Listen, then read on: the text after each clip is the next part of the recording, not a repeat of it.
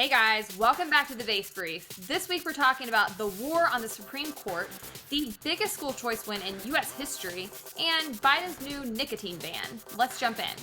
Brad, are you excited for the holiday weekend? Do you have any big holiday plans? You know, not really. Now that I think about it, I'm sure that my boyfriend has a bunch of stuff planned for us, but I don't think that far ahead. I just kind of go where I'm told and look cute. You know what? One thing I've noticed, we have unlimited days off at FEE, and so because of that, they don't actually give us a ton of holidays. It's just like you can take off when you want. But because of that, I never think about holidays until it's like day of, and I'm like, oh crap, everybody's doing fun stuff, and I didn't even make plans. So I'm actually working to make plans this year. Also, big personal news, I get my Invisalign off next Tuesday. So I've been suffering with this for the past year. I'm super excited, and once it's off, guys, hot girl summer is freaking on. I'm gonna be unstoppable. Yes, we love to see it. And now, first off, your teeth weren't bad or anything, but I'm sure they'll be even better. But that, like we saw with me, that doesn't stop people from making fun of your teeth. Because I have great teeth, but they said my chompers are enormous. Yeah, I had to do it mostly because I had this is something people should know. I had a corrupt orthodontist when I was younger who put a jaw expander on me, which is this thing that they're really supposed to use very seldomly for people who have like a really big jaw issue, which I did not. They just did this basically to get the insurance money, and so it pushed my jaw far out. I've always had like jaw issues and TMJ and stuff because of it. And then over time, my jaw started to move back as the bone does. And so it was actually creating like more like pain for me, and like my bite was really off. So that's why I had to do Invisalign, not because my teeth were like so messed up. So yeah, it's been a huge pain. Fortunately, I didn't have to have like jaw surgery, but beware if you're like starting to get into the braces era with your kids or something, like check some of these things out, because I have met so many people over the years who have had something like this happen to them. It's just this super corrupt thing going on apparently behind the scenes. Yeah, orthodontists too, it's like you can get a second or even a third opinion about, does my kid really need braces? Because they have every financial incentive to give every kid braces. Yeah. I genuinely did need them because I had a couple teeth that were like janky and like set back from the rest of them. But I know other people who got them who knows if they really needed them. And I know people as well who were told they needed them, their parents didn't, and their teeth came out just perfect and fine. So who knows? But what's new with me, I guess, so I went to a wedding in New York City over the weekend. I'm just gotta repeat my hot, yeah, but it's like, because I'm not gonna not go to a wedding for an important family member, not because I like to travel and be out. I couldn't wait to go home. No, I had a nice time, but it's just I missed home already. And we also finished, my boyfriend and I finished watching Love, Victor, which is on Hulu. It's, this series based on the movie Love, Simon, which was like one of the first mainstream like gay teen romance high school movies or whatever. But the series is much better than the movie, which was very cringe. It's a spin-off series, which is also kind of cringe, but it's also it's very cute and nice, and it's done now. So they only did 3 seasons, and we finished it, and it was good. And it was also a reminder of like how shows do well when they don't stretch on forever and ever and ever. Like, they reached the end of the series arc. They could have kept going, but they would have just started to force it. And then it's like, that's when you end up with monstrosities like season 26 or whatever of The Walking Dead, which was originally really popular, but they kept going until it was a zombie of a show. Yeah, well put. It kind of becomes like a nighttime soap opera almost. We were just like, the show again? Like, how are they all still even alive at this point? I love that. Sex and the City did that really well, where they just capped it at 6 seasons, and they got a lot of criticism at the time, but it has lived on to be like this legacy show because it's just perfectly done, and they left it where they needed to leave it. And then if you really want to come back and tell more, you can always go to the movies and that kind of route. And I think proof in the pudding is that they tried to come back with like the second version of it lately on HBO. What's it even called? Something like, and just like that. I couldn't even sit through 2 episodes of it. It was so, really? Oh my God, it was so cringe. It was terrible. It was universally panned. Everyone was like, you're ruining our characters. So yes, know when to leave things and let things live. So I'm with you on that. Well, guys, I know what you're expecting us to talk about today is probably Roe v. Wade. It has been everywhere for the past, a couple days since the decision came down last Friday. But Brad and I have really, we feel, already dug into our stance on this. We did a pretty comprehensive discussion about our differences on this issue and where we both fall a couple months back. You can go back to that episode. Also, when Jack was subbing in for Brad, he and I had a conversation back when the draft of this decision was first leaked. So there's a lot of material. If you really want to know our stances on Roe v. Wade, you can go back to that. But we think it's pretty sufficiently being covered as a whole right now, and that we've already sort of done our due diligence there. We do, however, want to talk about some of the fallout from Roe v. Wade being overturned and some of the reaction that we're seeing on the left. So I'm going to kick it to Brad because he actually has written pretty extensively about this at a piece at Base Politics, and it's pretty interesting stuff. Yeah, I definitely agree with what you just said. We've hashed this. Every podcast everywhere is going to be talking about their takes on Roe v. Wade. We don't need to get into all of it. But what I think is safe to say is that maybe let's not destroy the entire Supreme Court, which is the response we're getting from some pretty prominent people. But I want to just start with a little bit of a commentary on the backlash. So we've already seen, pro-life pregnancy centers and churches being vandalized and targeted. That we've seen abortion centers targeted in the past and other things. We're really seeing vandalism and some rioting and some stuff that crosses the line from peaceful protest to violence or intimidation on both sides, but right now particularly targeting the pro-life movement because there's a lot of backlash to them after this ruling. And that's pretty much wrong across the board. But what I want to highlight here is actually give President Biden a little bit of kudos because he took a pretty firm stance on this, calling for peaceful protests. Take a listen. I call on everyone, no matter how deeply they care about this decision, to keep all protests peaceful. Peaceful, peaceful, peaceful. No intimidation. Violence is never acceptable.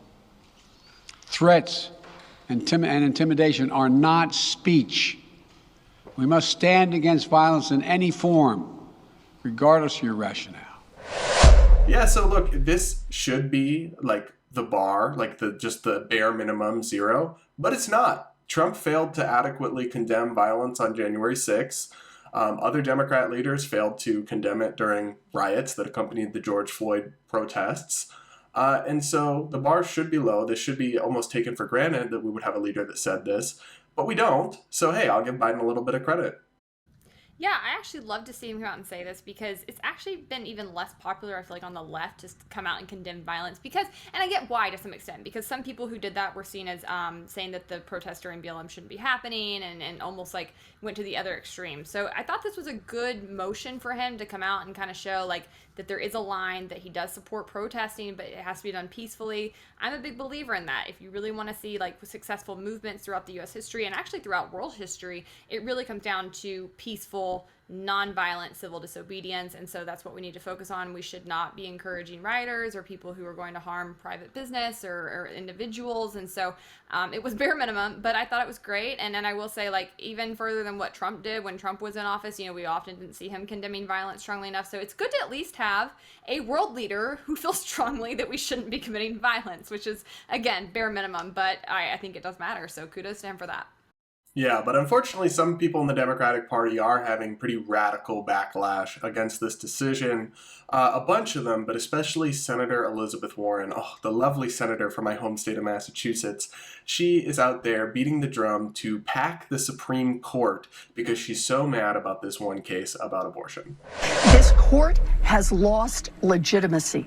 They have burned whatever legitimacy they may still have had after their gun decision, after their voting decision, after their union decision. They just took the last of it and set a torch to it with the Roe versus Wade opinion. I believe we need to get some confidence back in our court, and that means we need more justices on the United States Supreme Court. So, Hannah, I just wonder, do they not see how incredibly short-sighted this is?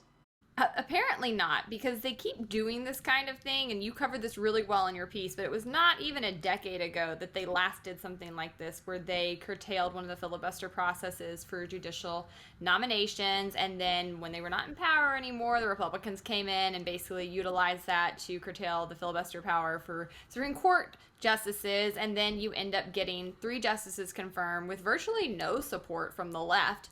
And as you adequately pointed out in your piece, that because of this, you ended up getting less moderate judges, because these kinds of protocols were typically in place so that whoever had the power couldn't just force its way on whoever was in the minority at the moment. But when they started undoing some of these processes, that was quickly used against them, and I think probably, as you said in the piece, led to getting more extreme right-leaning judges who were willing to overturn Roe v. Wade. And so the fact that they never just, take their steps back and see how they got where they ended up is flabbergasting to me, but they sure don't, and they're very short-sighted. And I think that this whole thing with packing the Supreme Court, they've been floating it for a minute. There's a couple other kind of what I would say drastic measures they've floated, like getting rid of the Electoral College, getting rid of the filibuster in general, and they really don't seem to ever have any kind of insight to how that could quickly be used against them. And I think the reason for that is that they do have a stranglehold on the popular vote in this country. And they very much want to undo the very basic foundations of our country that protected individual liberty, that protected smaller states against larger states. They are actively trying to undo that so that we are in a straight democracy, because they know that if they can get to that point, it's likely that Republicans won't have the power again. And so that's actually what their long game is, I think, is to get to that point, and that should scare everybody. Yeah, but it's not going to happen. The Democrats will win every election. I mean, look, they're about to get smacked in 2020. Just in November, really. But that's the thing that Elizabeth Warren and these folks don't seem to understand when they talk about court packing, which, just to be clear for people, means cramming additional justices, expanding the court, and then adding people who sympathize with you onto the court to sway the balance back in your party's favor. That wouldn't technically be unconstitutional. The Constitution doesn't set the justices at 9, but it's been that way since the mid-19th century. It's been that way for a long time. And it could theoretically be expanded in a neutral way, like say we just needed to have more cases. But that would need to be done in a bipartisan manner and then have equal Republican and Democrat appointees added both, so it wasn't this power grab. Because what would happen in this scenario that Elizabeth Warren is proposing is they would jam more justices onto the court. Then as soon as Republicans took back the presidency in the Senate, they would jam some Republican nominees to skew it back, and it would start this tit-for-tat escalation. Before you know it, we have a 1,000-member Supreme Court with zero legitimacy that can't do anything and no longer serves as a vital institution and a check and balance on the other branches of government. And guess what? That would hurt everybody but Democrats too. How many Supreme Court decisions have Democrats like Elizabeth Warren celebrated and heralded in the last 20 years? Gay marriage. So many, honestly, time and time again. Trump, the Supreme Court, even with a slight conservative majority, ruled against Trump a bunch of times on different things that he tried to do that weren't within the bounds of the law. These people would burn it all down, basically. Destroy this institution just in a short-term rage over one decision they don't like, and it's just so misguided. It just, to me, speaks volumes about the seriousness and the character of some of the people that are pushing this, because they clearly don't care about the long-term health of this country if they're willing to torpedo such a vital institution just for short-term political gain. Yeah, I think that's been made very evident, though, that they don't care about the long-term health of this country. I think there are many factions within the left that actively want to undo what this country is and has been. They hate this country. They hate our origins. They hate our very foundational beliefs. They hate capitalism, right? I don't think that that's everybody in the left by any means, but it is a growing faction of the left. It is becoming the most vocal faction of the left. And while I don't think they have the support to get through these more progressive ideas that AOC and Elizabeth Warren are floating, because they have a couple holdouts who are still in more moderate states, I do think that everybody should be concerned that that is where they're going. There is not significant pushback against these people within their party. There's not even significant pushback for people in the Democratic Party who would say that they care about the Constitution, that they support capitalism, that they really support individual liberty or basic civil liberties like free speech. This is a very bad thing. And I really do think that historically, if you look back, while there's always been flaws in our political system, like, don't get me wrong, but you did have a larger percentage in both the Democrat and Republican parties who could at least agree on those basic foundational things, right? And we're losing that rapidly, and I really don't know where we go from here. I've had kind of a pessimistic feeling over the past couple of weeks, especially as somebody who got into politics because I cared so much about making a difference, so much about preserving the Constitution and civil liberties and standing up for people who couldn't stand up for themselves. But it really does look kind of bleak when you look out 10, 15 years of where we're going in this country politically and of really who's left to stand guard for these ideas. Yeah, I will just say this for a little bit of optimism. I blasted President Biden when he was campaigning for president because when they asked him about court packing, he would say, I'm not taking a position. And I'm like, hold on, this is a big deal. You can't just not take a position. But apparently now the White House is coming out, even after this momentous decision they really disagree with, and saying, no, we're not on board. Take a listen to the White House press secretary. I was asked this question yesterday, and I've been asked it before, and I think the president himself about expanding the court. That is something that the president does not agree with. That is not something that he wants to do. So I guess it could change, but Biden's putting the no on this. He's squashing this idea. Again, we've been huge critics of him. I think he's been mostly a dumpster fire as president, but I got to give him a little credit there for standing up to the far left on this one and not joining Elizabeth Warren to just nuke the Supreme Court over a decision he doesn't like. I got to give him a little credit. Absolutely. Credit where credit's due yet again. That's 2 for 2 for Biden today, so he's having a pretty good week in my book. But yeah, I think that Biden, I heard this really great New York Times podcast the other day that was talking about Biden's presidency and about how he basically promised himself to everybody on the left. He promised to be everything the progressives wanted and come in to get this radical new agenda done. And then he also promised to be this unifier and bring people together and bring in independence and to kind of be more moderate and to bring back normalcy. And since he's been in office, he's been sort of almost paralyzed with which master does he serve. And I think that actually is a really adequate description of his presidency and part of the reason it has been such a dumpster fire, because you cannot be all things to all people, and some of his indecision has led to really big issues. So I appreciate that he is at least kind of, it seems, coming to a conclusion when it comes to some of these questions on where he needs to be, what the country needs, and absolutely that's the right balance, because the vast majority of the country is not over here. But I do again worry, Biden's old. He is an old representative of the Democratic Party. There's a lot of people who want to primary him the next go around. So it's temporarily encouraging that he chose that side and spoke out against this. But again, long term, this idea is not new. This idea has been around since FDR. That's the first person who wanted to pack the Supreme Court. And so to see it kind of this age and era of FDR's progressivism gaining steam again is what's so problematic. It's bigger than just one person. Yeah, no, I agree. And I do think with Biden, one thing I'm hoping is, because we were promised Mr. Unity, Mr. Moderation, and that did not happen, right? His first several things as president were to blow out spending bills that would make Bernie Sanders' wet dreams come true, right? He then enacted all sorts of sweeping radical executive orders. He really didn't take a very moderate approach at the beginning in terms of his policy. But I think there's a lot of conversations going on behind the scenes about will he run again in 2024? And I think he's probably, this is just rank speculation, but he's probably reaching the conclusion, no, I won't. And I think if the Democrats lose control of Congress in 2022 and Biden decides not to run again, then maybe, and maybe I'm just being hopelessly optimistic here, but maybe we could see him be more reasonable and not go along with a lot of far left stuff, because he won't have anything to lose, really, in terms of he won't be very beholden to his party's far left flank, because he's not running again. They already don't have power. Shrug, I guess. But speaking of the far left flank, AOC is mad about Roe v. Wade, which is predictable, but she's actually taking it a step above and beyond.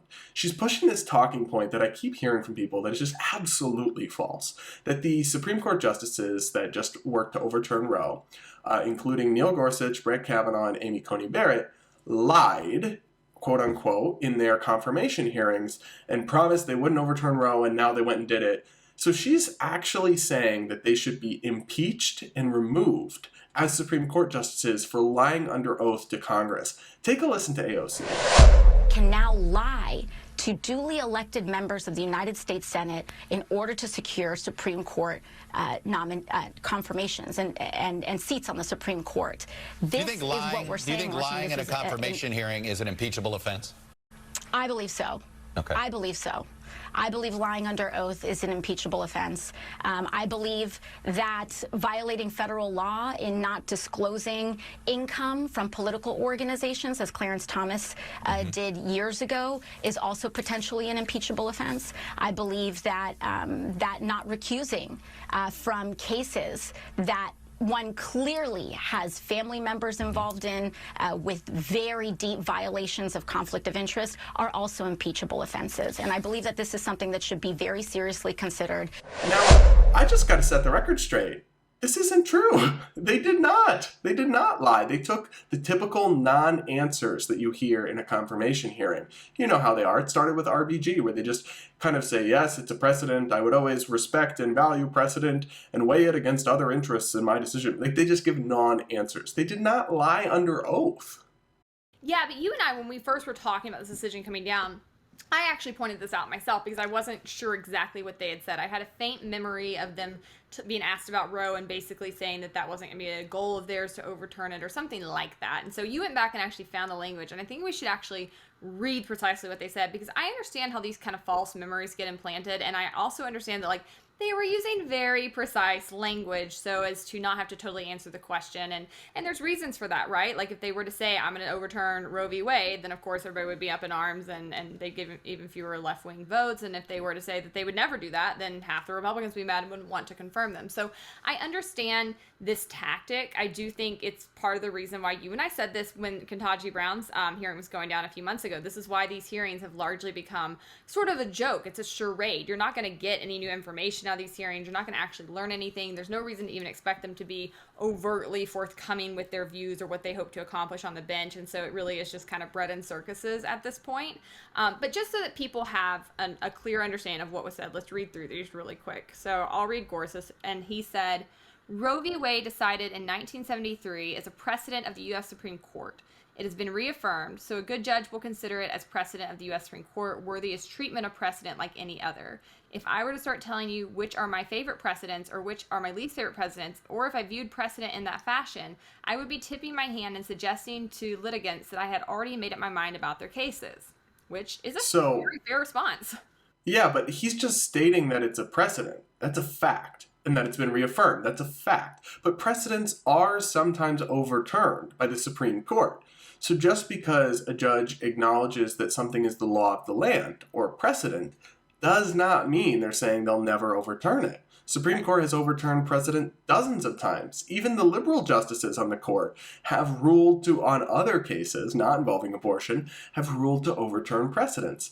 That's the thing, is that I understand why somebody who isn't really versed in legalese might have listened to these judges and gotten the impression that they were saying we won't do anything. But people like members of Congress, like AOC, should know better. They have advisors. And the thing is, if Gorsuch had actually promised not to overturn Roe v. Wade, he would not have been confirmed as a justice. Republican votes would have pulled out. So we literally know that what they're saying isn't true. And I just think it's insane that you can call for somebody to be impeached, accuse them of a crime, and just be running your mouth with no accountability or respect to the facts. And of course, the MSNBC anchor in that clip we just played is just cheering her on, not pointing out, like, why isn't he pulling up the quotes of what Gorsuch said or asking her for the specific, what did Gorsuch specifically say that was untrue, where he perjured himself? Show me the testimony, show me the line. I've asked multiple people this online, and they can't do it. Are these people evasive and neutral in their answers? Yes, they are, because they have to be. They did not perjure themselves, though. Here's what Kavanaugh said during his confirmation. Roe v. Wade is an important precedent of the Supreme Court. That's just a neutral statement of fact. It has been reaffirmed many times. Another neutral statement of fact. It was reaffirmed in Planned Parenthood v. Casey in 1992, so that precedent on precedent is quite important as you think about stare decisis in this context. Stare decisis is the principle of trying not to overturn precedents all the time lest you undermine the court's legitimacy. All of that doesn't mean I will never overturn Roe v. Wade. It simply means that it is a precedent, as a matter of fact. It is an established precedent that's been reaffirmed, as a matter of fact. And I'll show that the respect it deserves if we ever do revisit it, which he would say he has. And he's just weighted it like they weigh it and decided that it needs to be overturned, even though, I mean, it's just this, there's not a direct lie there. There's not even really anything overtly dishonest there. And I just think it's, again, they're just accusing these justices of stuff. And they're not looking at the receipts of what they said, but we have it all in writing. Well, it's not the first time they've tried to accuse justices of wrongdoing without any actual evidence, so I guess this is just a trend that's going to keep continuing on the left. But anyways, I mean, yeah, I think that some of what they're saying is important, right? Because if you've worked around, and I actually have worked around pro bono constitutional litigation, just because a judge dislikes the president doesn't even mean they can overturn it, right? It really depends on the merits of the case, how it's presented, getting it up through the right channels. I mean, people think very strategically about where even to introduce legislation or challenges, to get to which circuits, to get to the Supreme Court. Like, it is so much different than, do you like this, do you not like this, right? We've even seen some justices, I think Clarence Thomas on civil asset forfeiture, for example, come out and say, like, would love to overturn civil asset forfeiture, but you didn't bring me the right case. And basically, if you want to bring me the right case, I need this kind of case. And it kind of described it in one of his dissents. So that's more how they have to look at this. So for them to say, would you overturn Roe, would you not overturn Roe, it actually isn't that simple. It depended on the merits of the case and what was going to get in front of them, and whether or not they would have that ability. So basically, I think that they didn't do anything wrong here. I do agree with you. The media just continues to run water for the left and not really provide actual fact-checking services. And it's problematic because a lot of people are being seriously misled by this. They're being fear-mongered by this. And people like AOC have a huge platform. They're very influential. There's a lot of people that get their information and news from them. I saw another thing similarly that was floating around Twitter where, I mean, this was not a well-phrased tweet, don't get me wrong, but Obama was going off about the Roe v. Wade decision being overturned and how bad it is to overturn precedent. And John Cornyn, who's a senator from Texas, basically quote tweeted him and mentioned Plessy versus Ferguson and then Brown v. Board of Education, which is, of course, a really bad Supreme Court decision that was overturned, and was kind of like pointing to that as like, do you feel the same way in this situation? But people took it as saying like, no, he actually supports separate but equal. He doesn't think that black kids should be able to go to school with white kids, and like that is not what he was saying. But like there is just so much bad faith out there right now. So I find all this problematic. We're trying to do the opposite here at Based and really try to make sure we're giving you valid information, non-emotional information, because I think while there's certainly debates to be had around abortion, the fear-mongering doesn't help. And it really is leading to a lot of hysteria. And I've even seen on TikTok people being like, if you come to my house, I'll house you, but make sure that you don't pay debit or credit for your tampons, only pay cash so the government can't track you, delete your period tracking apps. Like, they literally think they're about to have an underground railroad for abortions. Like, that's where the hysteria is at. And all these people live in California and New York, and they're freaking out. And it's like, sis, nothing is going to change for you. No, well, but they're saying for people in other states, and I'm like, they're not going to hunt you down like this. Like, I hate to break it to you, the government can barely test rape kits. Like, they don't have the infrastructure to come out here and chase somebody's period around. But my point being, I understand why people are in hysterics like that, because that's being whipped up by leadership and on the left, and it is very problematic. And it's not just AOC who's out here pushing this fake news about the justices lying. I've seen it everywhere, that claim, and it's just false. I hate that kind of thing where stuff becomes, like you said, like common mass fake memories that people have. This happens in society where like people collectively misremember things, and it's really pervasive, but it's really unfair, and it doesn't take that much work. Like, I pulled those quotes in like 5 minutes this morning. It doesn't take a lot but people don't do their due diligence. So I guess I'll just rage about that internally some more, but I'm glad we covered it. But I know we actually have some good news to cover and discuss, right? Coming out of Arizona, Hannah? That's right. I'm so happy we finally have some happy news to cover out in our political system, and that goes back to some very big news around school choice. Arizona just passed a bill that is being called the biggest school choice win in U.S. history, and it's pretty exciting because while school choice has made some advancements across the country, there's a lot of like micro programs or smaller programs. Like in Tennessee, for example, we passed a program that was school choice, but you had to have an IEP for it, basically to have some kind of disability. That's not because we didn't want to pass full school choice. It's just that the political will wasn't there at the time. That was 2016. Things have changed a lot during COVID, a lot during COVID when it comes to this issue, and parents are really starting to pay a lot more attention attention to what's happening in their schools and to rise up and to demand change and options. And that's good because, you know, I often hear people talk about monopolies out in society. And as we've said in relation to antitrust on this podcast multiple times, it's not really a thing. You're not really going to find monopolies in this country. If you do, they don't last, and usually they're propped up by government in some way. But the one thing that is a monopoly that does last in this country is government itself. And government has a monopoly over many industries, and education is one of them. Over 90% of kids are stuck in U.S. government public schools. These schools are failing. They are increasingly producing worse and worse test results. Our people don't even have basic civics understandings of how to participate in their system. They don't have basic financial literacy coming out of our high schools. They don't know how to get a job. They're being forced into then really expensive college degrees that often don't end up paying them, you know, what they're actually even worth. The list goes on. Not to mention all of the like bullying and peer pressure and just like corruption that you find in the school system as well. On the taxpayer side of it, we're forced to pay for that, whether we use those schools or we like them, or even if we want to pay for our kids to go somewhere else. And it's not cheap. You know, these people that say these schools got defunded are full of it. We pay about $15,000 per kid per year for public school. That's about double the national average of private school tuition in most states. That's ludicrous. And so when you look at kind of their monopoly in education, you see all the like telltale signs of monopoly, right? Not having competition is bad. It leads to higher costs. It leads to worse quality of service. And when we're talking about education, it impacts so many things out in society. It impacts poverty, and it impacts crime, and it impacts, you know, our overall social fabric, to such an extent that when you have government schools failing at the level they're failing at, you really can see the repercussions throughout society. And so all of that to say, there's a lot of people in my camp that don't even have kids that have become super pro school choice for that reason, which is basically this movement that says parents should get to decide where their kids go to school.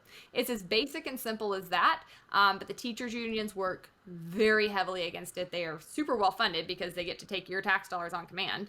And then on the right, for a long time, they didn't support it either because they, it was interesting. Like, it was something I kind of encountered in Tennessee more so, and I'll just speak anecdotally, but the main things I heard were that they felt this was mostly something that would help inner city kids, and like they already felt like we spent a lot of money on the cities of Memphis and Nashville, and like, oh, the horror.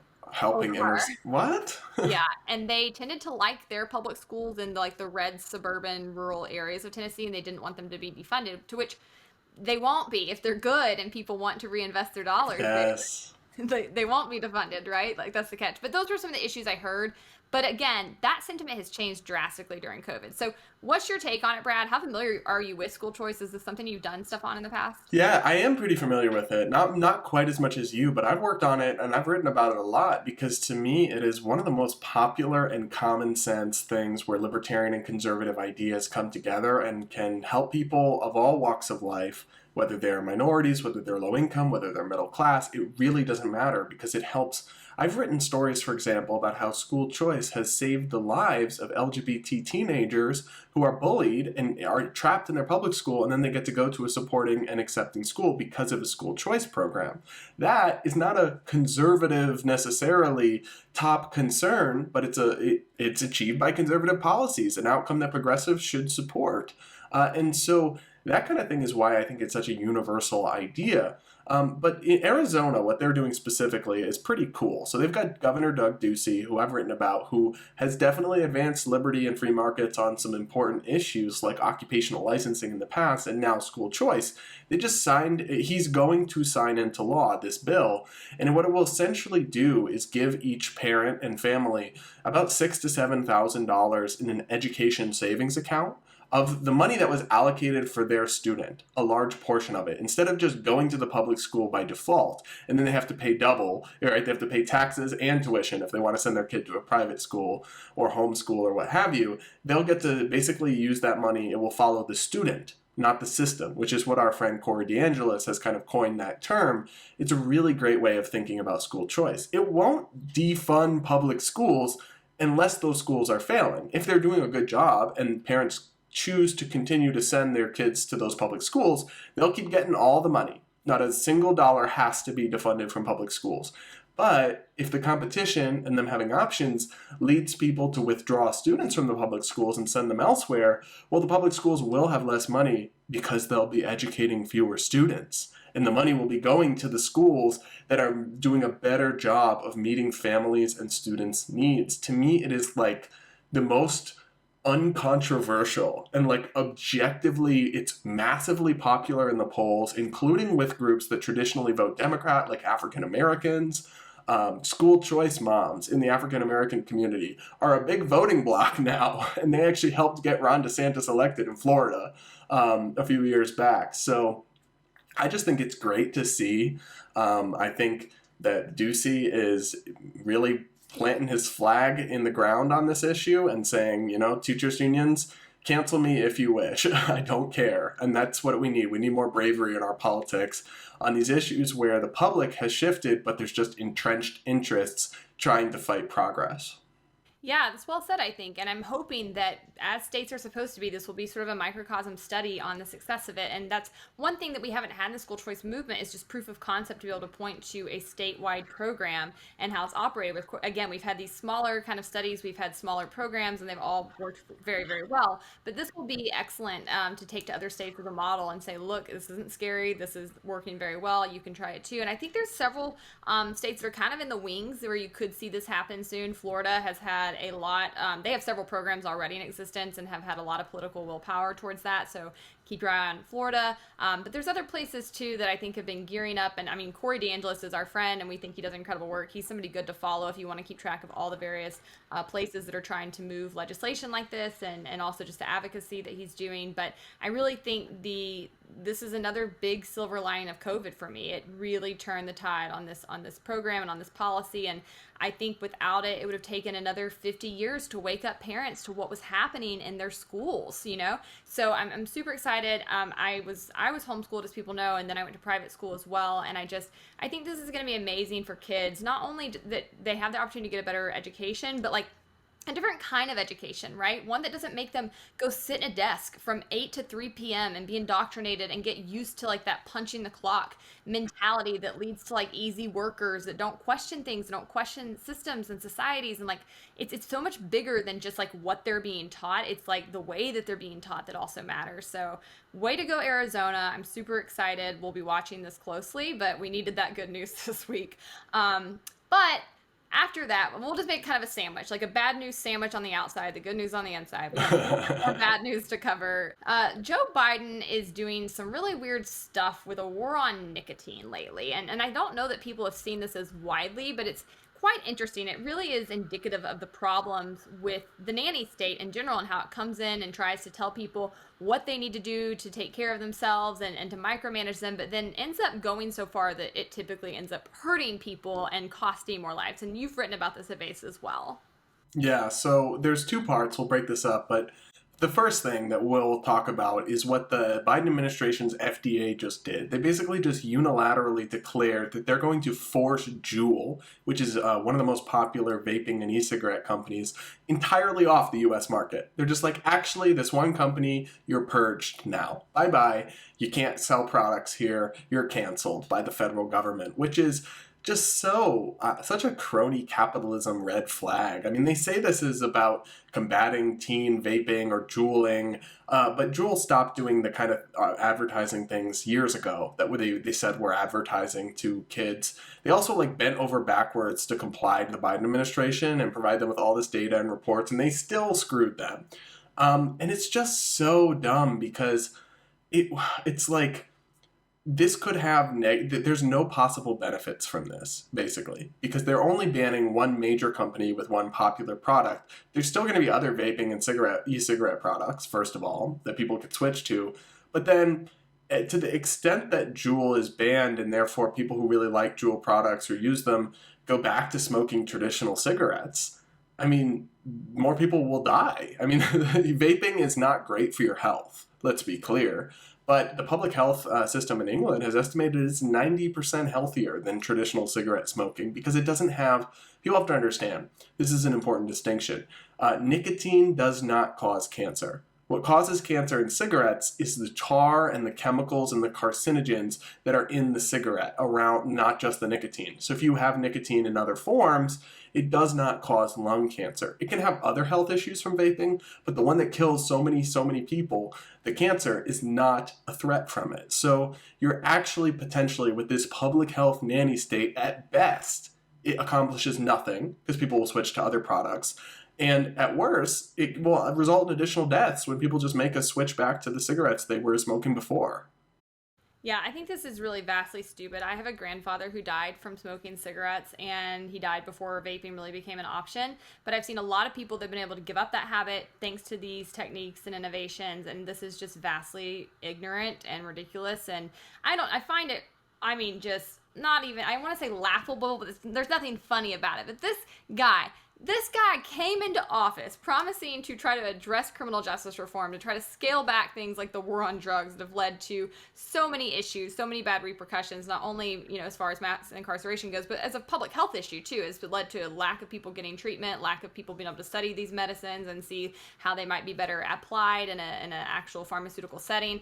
On and on it goes. And so when it comes to his actions against vaping, it's just a point in case of him going the opposite direction, right? Of like criminalizing more products. So that's going to push more people into jail, but also it's going to lead to some of the same issues that we see around the war on drugs, which instead of trying to treat the underlying issue, which is the public health components of it, we're instead just banning the product or criminalizing the product, and that makes absolutely no sense whatsoever. And I think you're right. I think this will lead to more people picking back up cigarettes, not even just because it's banned, because if things are harder to find, it's just an easy access supply demand question. If they can't find vaping tools, they can't find these products, then they're going to turn back to what's easily accessible, which are cigarettes. And so I do think it will lead to more people being killed. And I also think that we need to trace this money back to the cigarette lobby, because I assume they've had some part in this, because why else all of a sudden are we going in this direction when cigarettes aren't banned? That's what actually just blows my mind here. If you're going to ban something, wouldn't it be cigarettes? It makes no sense. Yeah, except that they have massive lobbying arms. Mm-hmm. And to be clear, the vaping sector also has lobbying and some resources, but it's going up against a long time established lobbying force in big tobacco. So I think Juul is paying the price for that. It's unfortunate. It's really unfair to this company. And it's not going to accomplish anything good or productive. But I think the second aspect of the Biden administration's ramped up war on nicotine products is actually potentially much worse. So they're reportedly planning on passing regulations that will intensely restrict the amount of nicotine that's allowed in traditional cigarettes. So up to 95% less nicotine, basically forcing companies to only sell super weak sauce cigarettes. And this is reported from the Wall Street Journal that they're considering doing this and moving forward with it. And they're motivated with, I guess, an ostensibly noble goal. They're like, oh, well, if we make these products less addictive, future generations won't get as addicted to them. But there's a few huge problems with that. Can you see the most glaring and obvious one? I'm thinking if you reduce the amount of nicotine, which is what people are actually after, they're going to smoke more cigarettes to get the same amount of nicotine and have more of the tar and actual chemicals that are giving them cancer. Yes, bingo. Thank you. This is not hard. Oh my gosh. It's not hard, but gosh, the people who make public policy just continue to not look past the end of their noses, it seems. That's ridiculous. You will have more people getting cancer because say that you're 45 years old, you've tried to quit smoking in the past, but of course now the best technology, Juul, is to help you. But say that you've tried vaping, you can't quit cigarettes. The FDA or the federal government passes this new rule, and all of a sudden your cigarettes have 10% as much nicotine. What are you going to do? There's only one of two things. Smoke more cigarettes and expose yourself to more cancer-causing nicotine chemicals in order to get your nicotine fix. Worse for your health. Or the other aspect, so I think in that sense it will cause deaths. It really will if they go through with this rule. The other thing you'll do is buy black market cigarettes, right? And that has all sorts of implications. One is, black market products are dangerous sometimes because there's not the accountability of a legal free market. And so when we had a big vaping panic a couple of years ago about kids dying from vaping, when you looked at it, they actually weren't dying from vaping. They were dying from black market THC products used in vaping that were illegal. And so they were being sold in shoddy and dangerous ways in a black market. I'm afraid we'll have something similar for cigarettes with their normal strength. And of course, now, how many more people are going to be busted by the police over selling loose cigarettes? Isn't that what happened to one of the famous cases of police brutality? Yep. Eric Garner in New York City was strangled to death in the streets for selling loose cigarettes. Yeah. But our progressive overlords are going to have more of that because they can't fathom the idea of adults making their own decisions. That's really what it is. And the fact that every law, and this is a basic primal principle people need to know when they're approaching public policy, every law that you implement is something that the state will ultimately kill you over to enforce. And if you don't know that, you don't know anything about government, you don't know anything about policing, right? That's not even being hyperbolic. Will you get killed over it every time? No. But they will at some point go to the extent of harming somebody or taking their life to enforce it, no matter how silly and small the law is. And so when you put laws like this in place, you ultimately do not help people. You create far more casualties than any that ever existed beforehand. And this is why the government should never be involved in these kinds of matters. We don't need the government to come in and keep us safe. We don't need the government to come in and tell us how to live. We need it to get out of the way and let the market do that, right? People who are smart people can go and research this. You and I do not smoke. There is plenty of information out there about why smoking is harmful for you, why it's bad for you, and people can make their own informed decisions. And if they choose not to make the right decision, that's on them. That's their problem. It's not my problem. It's not society's problem. People have got to get out of people's lives. It's icky and it hurts people. I think the one counter argument would be that when you smoke, because we have things like government health care funded by taxpayers, when you smoke cigarettes a lot and make yourself sick, you're imposing costs on others. I think that that's a fair argument, but I think, again, this is like saying when people say, oh, we don't need to have immigrants come in because of a welfare state. And it's like, well, the problem's the welfare state, right? The problem is that the government's in healthcare. It's not that people are smoking. You're never going to convince people to not smoke or not make poor choices. People make a ton of bad choices throughout their lives that lead to all kinds of health conditions, right? Smoking is just one of them. There's people who stuff themselves with fried food every day and have heart disease. Like, there's many things you could be doing, and that does incur a cost on society. But the problem is that society should never be picking up that kind of bill in the first place. It should be on you. And if those incentives were in place and you did have to fully fund your own bad mistakes, people would make better choices, right? Like that's. And we've seen that society has shifted on cigarette smoking. It continues to decline and decline and decline because people have realized the health risks. And if there's any role for government in it, it's simply public health information, right? I'm okay with, for example, requiring cigarette companies to include labels on their products or information that this product causes cancer or something. I'm not losing sleep about that regulation, right? But the idea that we can't leave that choice to the individuals, I think we can, because the government's always been playing catch up on this issue.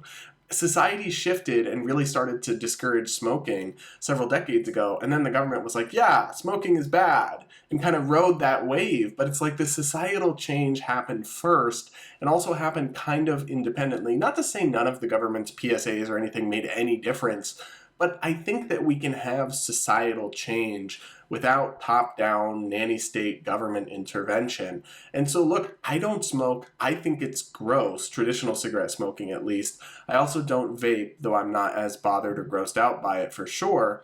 But I would encourage, if I had a family member who was smoking cigarettes, I would really try to get them to quit. But you know what? You're going to be much more likely to be able to get your family to quit than the government is or regulations are. It's just going to backfire. You can't centrally plan society from the offices of the FDA huddled in DC with a bunch of bureaucrats and not expect disastrous, even life-threatening consequences like black market cigarettes killing people, like people smoking more cigarettes to get their same nicotine fix. It's like all this stuff. It's hilarious to me that like I was the one who researched and wrote about this story, not you. And all I have to do is ask you, like, what do you think could happen? And you instantly got the biggest problem because you understand basic economics of unintended consequences. And it's like, who are the people making our public policy that can't even look a little bit forward? Well, not only that, I understand what I would call praxeology, right? And I think this is one reason I consider myself to be pretty good at public policy. I understand why people do what they do. I'm pretty good at analyzing that and understanding like what decisions people make, how they calculate it. I'm super into psychology. I've always studied these things. And so we lack that in our public policy system of just being able to predict human nature and have an understanding of, and that influences economics too, right? That's a huge part of economics is praxeology, but understanding how human nature influences decisions and how that then influences public policy, and we just absolutely lack that throughout our system. It's so apparent, but this is the latest way, and I think this is going to cause a lot of harm. It's going to put a lot of people in jail needlessly, and it's just bad all around. I'll also say this. It might hurt Democrats politically. Trump dabbled in nanny state stuff at his FDA when he was president, and there were these voters that came out of the woodworks as we are single issue vaping voters. Don't come for us, FDA. We will not vote for Republicans in the midterms. And Trump did do, I forget whether they went through with it but they considered some nanny state stuff. And actually, Republicans just worked in cahoots with Democrats to raise the age to buy vaping products to 21, which I think is very stupid, and we could dissect that. But this is a bipartisan affliction, the nanny state stuff. It really is. But there are a lot of people out there. You go to Reddit, for example, and you look at the vaping communities or the even Reddit/Juul. It's like you're talking about millions of people who are passionate about this stuff. And it's like, if you just mess up that thing for them, I think that could really hurt Democrats politically. And I hope it does, honestly, because y'all deserve it. When you play stupid games, win stupid prizes. I agree. I hope this does hurt them. I am curious, just for prediction's sake, because I've been thinking about this. I fully felt like up until this past weekend, there was nothing that could give the Democrats a win this year because they have just really sunk themselves. But I'm curious, do you think overturning Roe changes that? Are we going to see a lot of non-traditional voters come out of the woodwork to go vote? No. I believe firmly, and there's some pretty strong polling to confirm this, that the people who are going to be outraged over Roe being overturned are already heavy Democrat voters, high enthusiasm, already turn out for Democrats. And the people who are going to be super energized by it are already super active Republican-based voters. So I think the political or electoral impact of it will be actually pretty minimal, to be honest. Interesting. That's a good point. I've kind of wondered about it because but it's all anecdotal, right? I just see the outrage in my feeds from people who are not typically political, and usually you don't have younger voters, and usually not even I think you usually have more Republican voters come out in a midterm, you usually have older voters come out in a midterm, and so just the demographics themselves are usually stacked a little bit more towards Republican. But I think the people, all the Gen Zers posting things on their Instagram stories about this won't vote. They still won't vote. Most of them, I bet. Yeah, that's probably true. Well, I'm watching from the sidelines. Okay, guys, on to hot takes. Mine's going to be a little cryptic. I might say more about this later, but for today, I'm going to leave it just at a popular slogan that I've been reminded of and think that everybody should maybe just look at once a day, which is that when people show you who they are, believe them the first time. That's my hot take. All right, we won't probe, but those are some wise words. My hot take is maybe not that hot a take. I think I may have talked about this before, but I really like Harry Styles, and I really like his album. However, I don't think he is cute or attractive or handsome at all. I kind of think he looks like an Ewok from Star Wars. And I will say, this is I've tweeted this take before. I don't think I've said it on the podcast. And it's probably my most ratioed tweet of all time, because I even did the thing where you star out his name so the name search people don't find it. Yet thousands of Harry Styles fan accounts roasted me in the comments. Absolutely savage. I have never had a community come for my throat like that. In all my politics controversial takes, never have I ever had more vicious backlash than when I offended the Harry Styles stans on Twitter. But I stand by my take. He's a brilliant artist. I really like his music, but he's not cute. He kind of looks like an Ewok. I was just about to say, you better be really careful. Those kind of fandoms are not playing around at all. So you already know, though. Best of luck. Yeah. Go in peace. Hope you make it to next week. All right, guys, that's a wrap. Again, be sure to leave us a review. If you leave us 5 stars, we'll read you on air. Check out our locals for only $5 a month. And other than that, we'll see you next week. Stay based.